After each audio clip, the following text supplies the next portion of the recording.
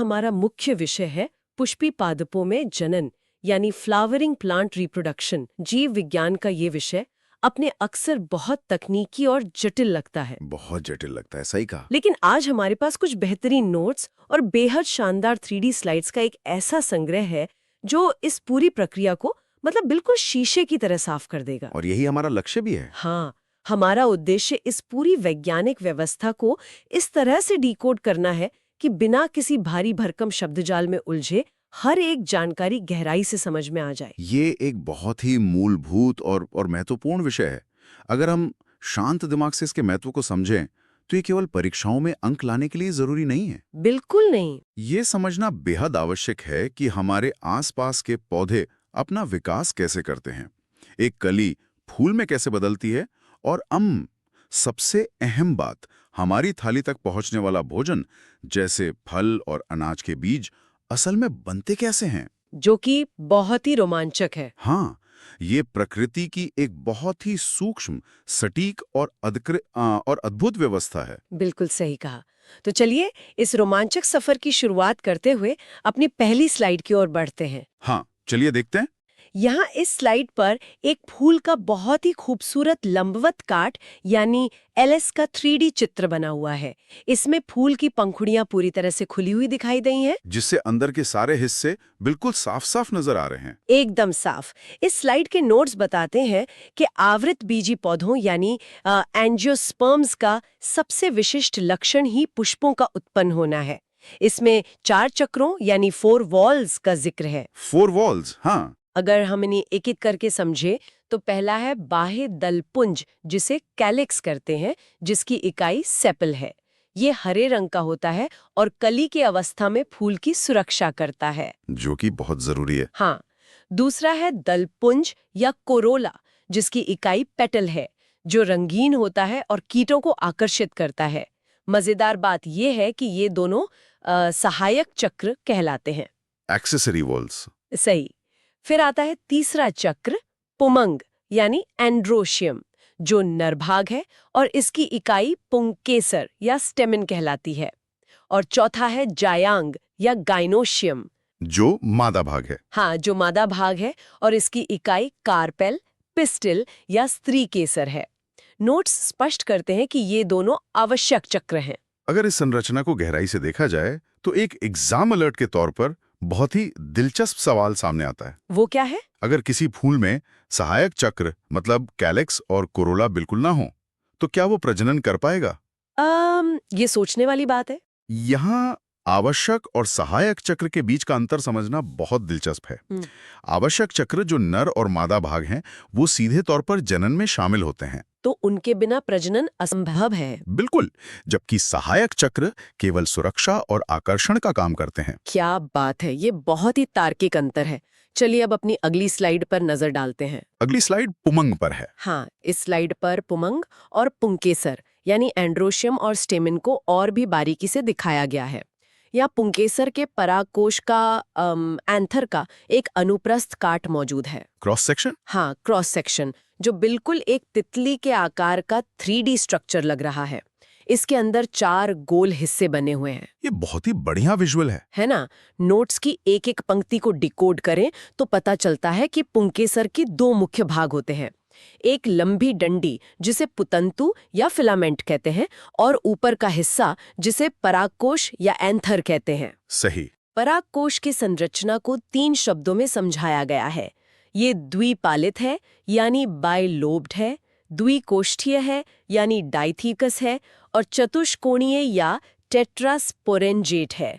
मतलब हर हिस्से में 2 कमरे हैं। बिल्कुल। इसके अलावा इसकी दीवार की 4 परतों का जिक्र है। सबसे बाहर है बाह्य त्वचा यानी एपिडर्मिस, जो सुरक्षा करती है। उसके नीचे अंतस्थीसियम या एंडोथीसियम है, जो परागकोश के फटने यानी स्फुटन में काम आती है। हाँ। तीसरी है मध्य परत, जो 3 से 5 स्तरीय होती है, और चौथी सबसे अंदर की परत है टिपिटम। हाँ, टिपिटम, जिसका काम अंदर विकसित हो रहे कणों को पोषण देना है। इस तितली जैसी 3D संरचना के अंदर वाकई एक पूरी फैक्ट्री चल रही है। और यहीं से हमारा अगला एग्जाम अलर्ट भी निकलता है। बताइए। दीवार की इन 4 परतों में से सबसे अहम सवाल ये बनता है कि विकासशील परागकणों को पोषण कौन देता है और परागकोश के फटने यानी स्फुटन में कौन मदद करता है। ये बहुत कॉमन सवाल है। तो याद रखने वाली बात है कि टेपिटम का काम पोषण देना है और अंतस्थिसियम का काम सही समय पर परागकोश को खोलना है। ये प्रकृति का बहुत ही सटीक श्रम विभाजन है। ये तो एक बेहतरीन मैनेजमेंट सिस्टम की तरह है। अब हम अपने नोट्स की अगली स्लाइड देखते हैं, जो माइक्रोस्पोरेंजियम पर है। हाँ, ये स्लाइड लघु बीजाणुधानी की संरचना पर आधारित है। यहाँ जो 3D विजुअल है वो एक पाई स्लाइस जैसा दिख रहा है। जैसे पिज्जा का एक टुकड़ा निकाल लिया। बिल्कुल वैसा ही। इसमें बाहर से अंदर की ओर कोशिकाओं की परतें बहुत स्पष्ट रूप से दिखाई दे रही हैं और सबसे गहराई में टेपिटम मौजूद है। हाँ, अगर हम चारों परतों के स्थान को क्रम से देखें तो सबसे बाहर एपिडर्मिस, फिर एंडोथीसियम, उसके बाद मिडिल लेयर्स और एकदम अंदर टेपिटम है। नोट्स में टेपिटम के कार्यों को पंक्ति दर पंक्ति समझाया गया है। ये कार्य बहुत महत्वपूर्ण है। पहला काम है लघु बीजाणु को न्यूट्रिशन या पोषण देना। दूसरा है पराग किट का निर्माण करना, पोलन किट। हाँ।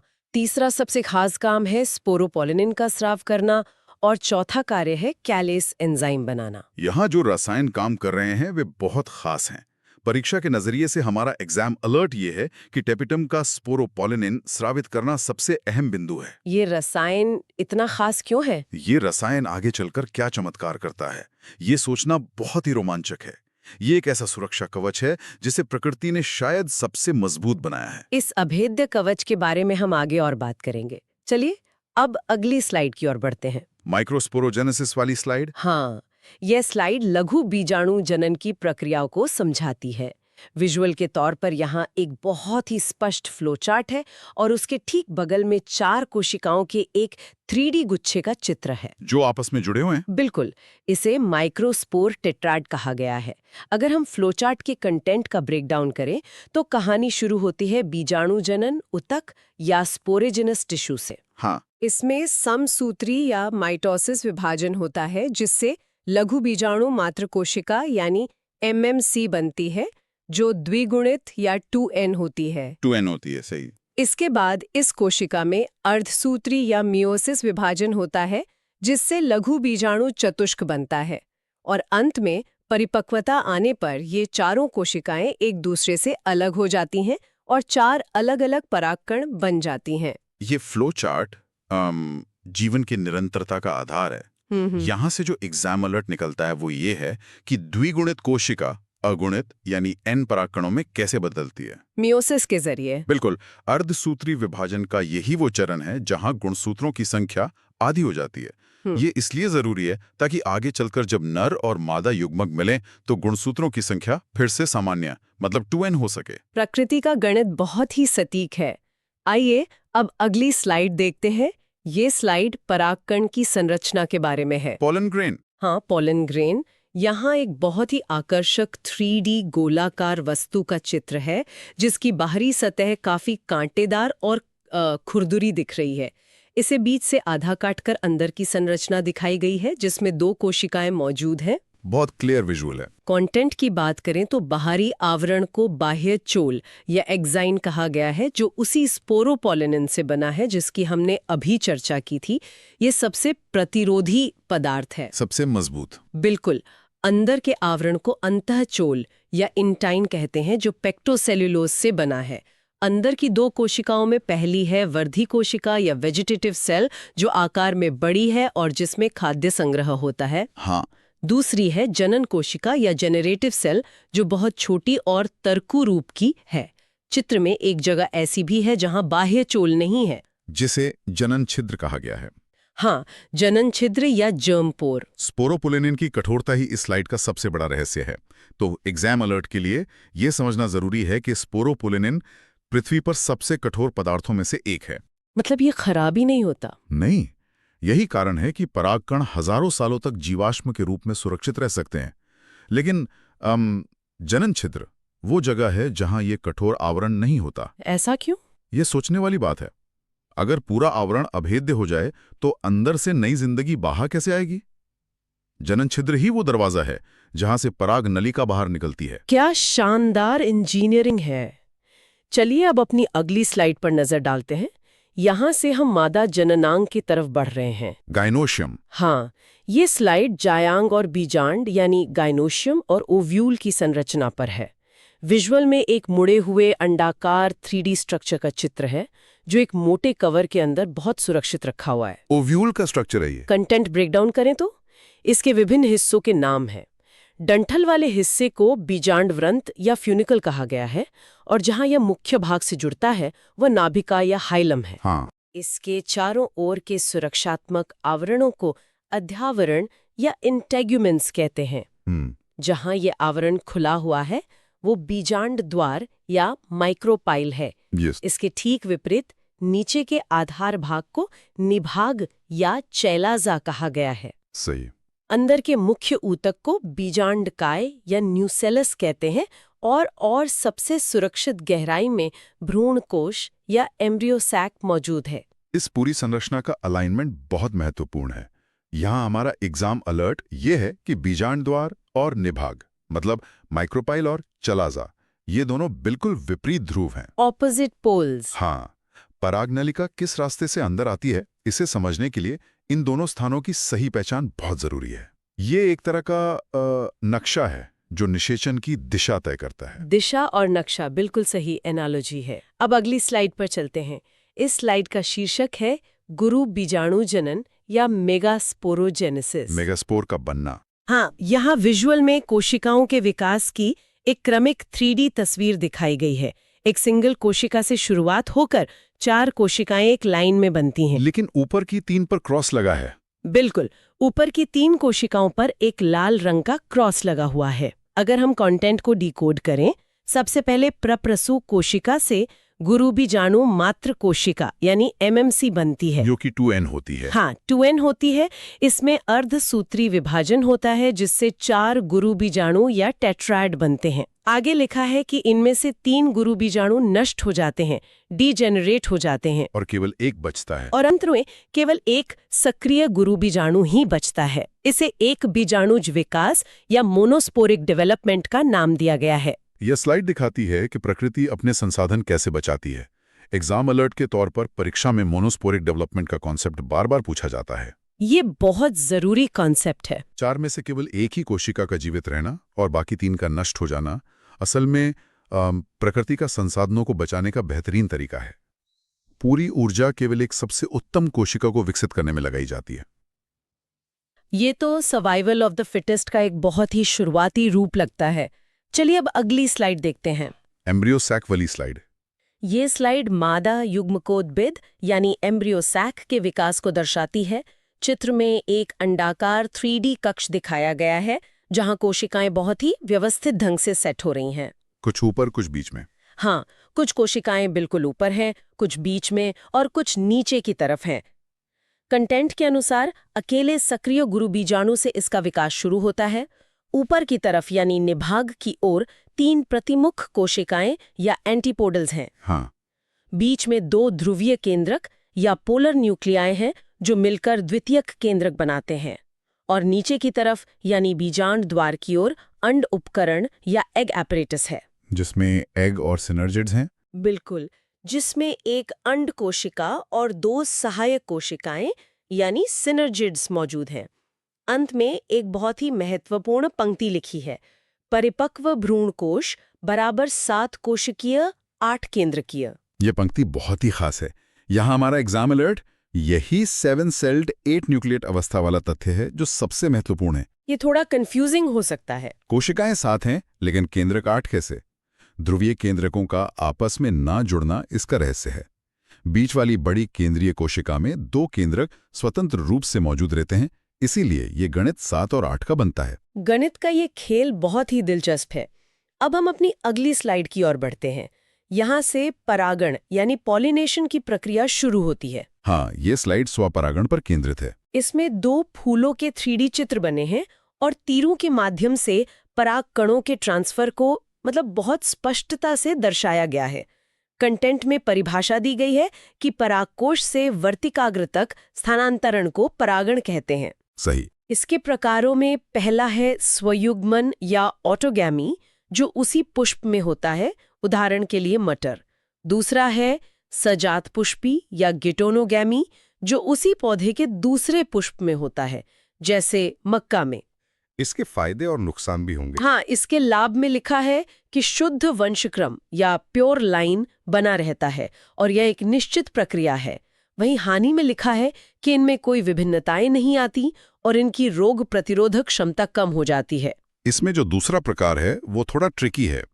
तो हमारा एग्जाम अलर्ट ये है कि गिटोनोगैमी देखने में परपरागण जैसा लगता है, क्योंकि फूल अलग अलग हैं। हाँ, क्योंकि इसमें पराग कणों को एक फूल से दूसरे फूल तक ले जाने के लिए एजेंट की जरूरत होती है, लेकिन जेनेटिकली रूप से ये स्वपरागण ही है, क्योंकि पौधा एक ही है। ये सवाल अक्सर कंफ्यूज करने के लिए पूछा जाता है। बिल्कुल, देखने में कुछ और, हकीकत में कुछ और। चलिए अब अगली स्लाइड देखते हैं। ये परपरागण या क्रॉस पॉलिनेशन के बारे में है। Cross pollination. स्लाइड पर जल, वायु, कीट और चमगादड़ के छोटे छोटे बहुत ही आकर्षक 3D आइकन्स बने हुए हैं, जो परागण के विभिन्न माध्यमों को दर्शा रहे हैं। कंटेंट में इसकी परिभाषा है कि ये प्रक्रिया भिन्न पादपों के पुष्पों के बीच होती है। कर्म के एजेंट्स के बिना ये नहीं हो सकता। सही कहा। कर्मक की सूची को देखें तो जल द्वारा परागण वैलेस्नेरिया में होता है, वायु द्वारा परागण मक्का और गेहूं में होता है, और कीटों द्वारा परागण के लिए मधुमक्खी और तितली का जिक्र है। और इसके अलावा पक्षी तथा चमगादड़ भी कर्मक होते हैं।